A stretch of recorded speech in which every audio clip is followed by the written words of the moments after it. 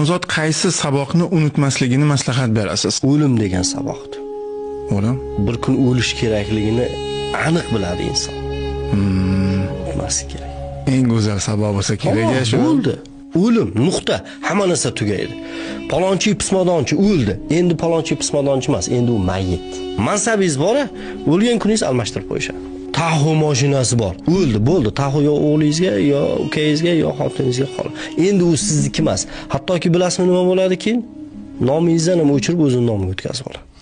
O'lim sizga tegishli hamma narsani to'xtatadi. Hamma narsani. Odatda bizning muammolarimiz o'limni eslamaganligimizdan, o'lmaydigandek bo'lib yashaymiz. O'limni ko'proq eslang, Inoyatullo aka unaqa yugurmaysiz ham ko'p keyin. Dadasi, menga falondan onasi baribir o'lib ketar ekanmiz. Nima qilasan? Shuni taqmay qo'ya shu zarmandani deysiz. Ali Hojiboy rahmatli aytganda, ota-bobomiz kapa tikib yashagan. Nimaga? Baribir o'lib ketamiz degan. To'ppa-to'g'ri. Albatta musulmon odam boy bo'lish kerak, haloldan. Ya'ni sharti shu. Haloldan, qalbga solmay, cho'ntakda. Lekin bitta narsada, agar o'limni ko'p eslasangiz, siz o'zingizni ana shularga baxshida qilib yubormaysiz-da. O'qqa cho'qqa uravermaysiz. Mana shu saboqni inson esidan chiqarmaslik kerak.